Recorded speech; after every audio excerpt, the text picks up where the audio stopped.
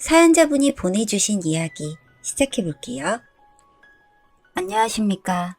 저는 40대 중반의 남자입니다. 그냥 낡은 집을 자가로 구입해 보금자리를 꾸린 평범한 대한민국의 가장이라고 보면 되겠네요. 와이프는 동갑입니다.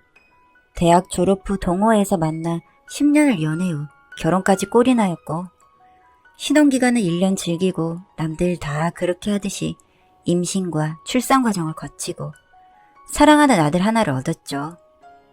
그냥 평범하게 흘러가는 인생이었습니다.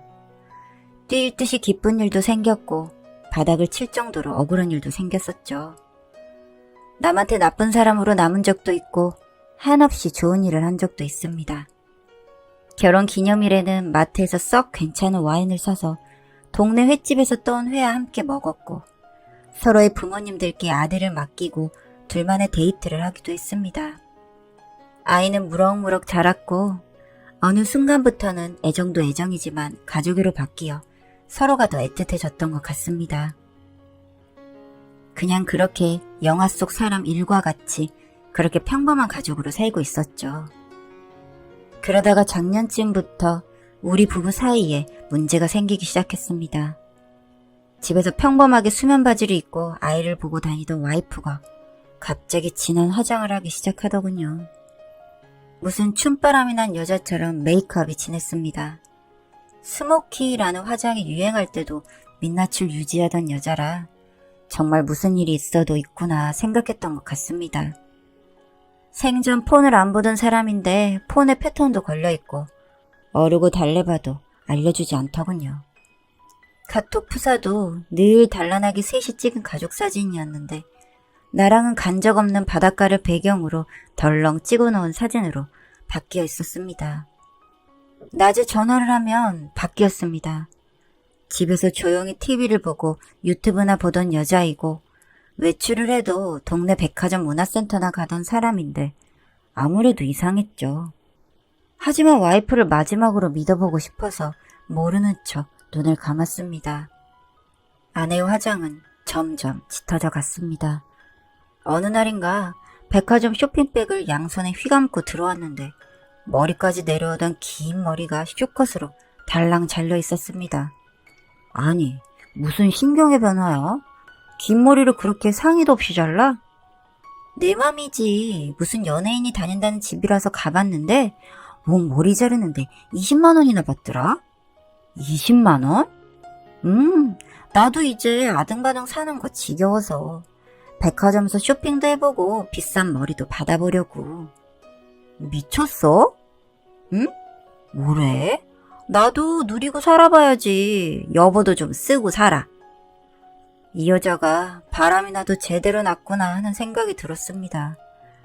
하지만 진짜 이것도 스쳐가는 바람이려니 싶어서 아들 얼굴을 보고 참고 또 참았습니다. 이 여자가 시집와서 일을 그만두면서 쌓인 게 많았겠구나 싶어서 이해를 하려고 했습니다. 점점 아내의 화장은 진해지고 향수 냄새도 강해졌지만 눈을 감고 코를 막고 그렇게 반년의 시간을 보냈습니다. 아내는 때 아닌 다이어트를 한다며 떼꾸해진 얼굴을 하고 저에게 갑자기 폭탄 선언을 했습니다. 나 이제 집안일은 하고 싶지 않아. 응? 집안일 하기 싫다고. 이제 도우미 부르라고. 우리 우영이도 많이 컸잖아. 혼자 여행도 다니고 그렇게 자유롭게 살고 싶어. 아니, 애가 초등학교도 졸업을 안 했는데 무슨 소리야. 몰라. 나는 그렇게 살고 싶어. 아내는 고집스럽게 계속 주장을 했고 그 이상한 고집에 진 저는 오케이를 했습니다. 대학 졸업을 하고 나름대로 국내 굴지의 대기업에 취직을 해서 어느 정도 자리는 잡혀 있었기 때문에 아내가 꼭 필요하다고 하면 금전적으로 문제가 될 것은 없었기 때문입니다. 안녕하세요, 사장님. 그렇게 아내가 부른 도우미는 과거의 긴 머리 아내와 똑 닮은 모습을 하고 있었습니다. 파마기 없는 긴 머리에 살짝 둥근 어깨, 쭉 뻗었지만 살집이 조금 있는 부드러운 몸매. 걸을 때는 은은하게 샴푸 향이 났는데 백화점 비싼 샴푸를 골라 사용하기 전에 아내가 쓰던 샴푸 향기였습니다. 인위적인 장미향이 났지만 참 향기로워서 그 향을 맡을 때마다 저는 샤워하는 아내를 떠올리곤 했었죠. 그렇게 과거의 아내와 닮은 도우미와 점점 화장이 짙어지고 말라만 가는 아내, 둘과의 동거가 시작되었습니다. 이제 초등학교 고학년이 되는 아들까지 도우미 이모가 엄마를 닮았다고 말할 정도였으니 정말 기묘한 모습이었죠.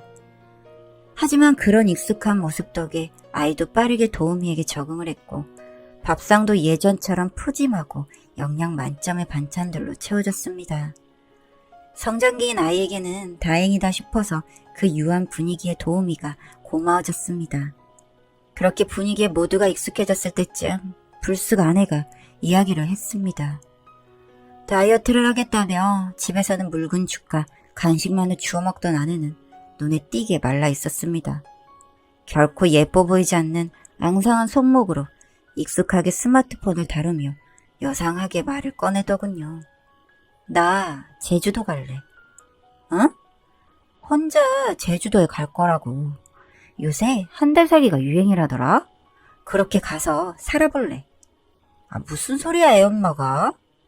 생각해보니까 나를 위해 살아본 적이 없더라고. 내가 가 있으면 주말에 자기랑 명빈이랑 영화라도 한 편 보던가. 명빈은 도우미의 이름입니다. 우리와 동갑이라서 어느 순간부터 편하게 이름을 부르고 있었죠. 아무리 친해도 외간 여자인데 데이트를 하라니 이 여자가 제정신인가 싶었지만 요새 아내의 행보는 다소 기이한 구석이 있어서 어르듯이 이야기를 했습니다. 한 달은 기니까 그럼 일주일만 다녀와. 내가 애는 잘 챙기고 있을 테니. 그래 그럼. 마음을 먹자 아내는 바로 훌쩍 제주도행 비행기에 몸을 실었습니다. 공항으로 배웅을 나가려고 했는데 한사코 거절하고 자기 몸만한 캐리어를 들고 그렇게 떠났죠. 일주일 다녀오는데 무슨 짐이 그렇게 많냐고 하니까 자기 살 빠진 거 안 보이냐고 내가 가서 인생샷을 남기고 올 거라며 희미하게 웃었습니다. 요새 통 표정이 없던 사람인데 그렇게 웃는 모습을 보니 좋아서 저도 따라 웃었던 기억이 납니다. 그리고 며칠 후 밤에 일이 벌어졌습니다. 퇴근 후 명빈이 술상을 봐줘 한잔하고 밤에 자고 있는데 제 침대로 한 여자가 들어오더군요. 익숙한 샴푸 향에 익숙한 감촉, 아내가 좋아하는 실크 가운이었습니다. 순간 비몽사몽한 느낌에 팔과 다리를 쓸었는데 제가 좋아하던 통통한 아내의 몸매가 그대로 느껴지더군요. 그리고 최근 뼈가 툭툭 튀어나올 정도로 마른 아내의 얼굴이 번개처럼 떠올랐습니다. 뭐야? 퇴근이 늦어진다는 명빈이 아내의 가운을 입고 촉촉한 머리를 하고 옆에 있더군요. 술기운과 맞물려 부드러운 미소와 몸매까지 예전의 아내의 모습을 떠올리게 하는 그 자태에 정신을 차릴 수가 없었습니다. 하지만 안 되는 것은 안 되는 것이니 정말 초인적인 인내력으로 그녀를 밀어냈던 것 같습니다. 희한하게도 그 다음날에 이런 일은 없었던 것처럼 명빈은 출근을 해 밥상을 차렸고 전화로 이야기하기는 어려운 문제라 저는 아내의 귀가를 기다렸습니다. 하지만 아내는 전화를 할 때마다 귀가를 미루더군요. 처음에 약속한 일주일의 시간이 지나고 아내가 처음에 제시한 한 달의 시간이 흘렀는데도 아내는 돌아오지 않았습니다. 그리고 어느 순간 전화를 받지 않더군요.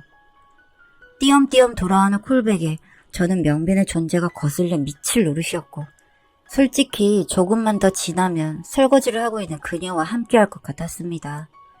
그래서 아내의 의견 없이 독단적으로 명빈에게 통보를 했습니다. 이제 그만 둬줘야겠어.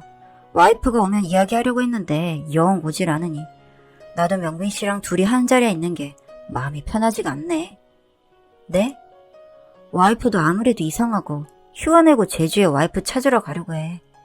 월급은 줄 테니까 이제 그만 나와도 되겠다. 명빈은 한참을 우물쭈물 하더니 조용히 입을 떼더군요. 저 할 말이 있는데 그날 그런 거 내가 아니라 사모님이 시킨 거예요. 명빈의 말을 들어보니 기가 막혔습니다.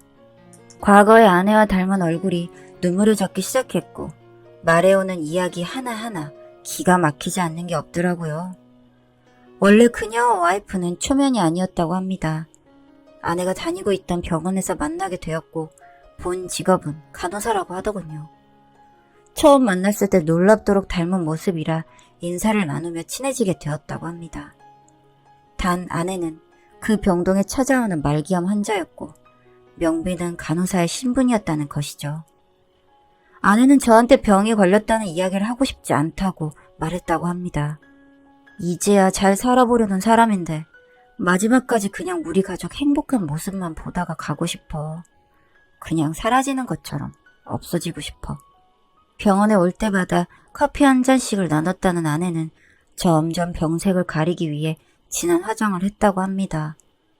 그리고 명빈의 모습을 보면서 나도 저랬는데 하고 한숨도 쉬고 했다고 하더군요. 그리고 어느 날 부탁이 있다며 이야기를 꺼냈다고 합니다. 우리 남편 진짜 좋은 사람이야.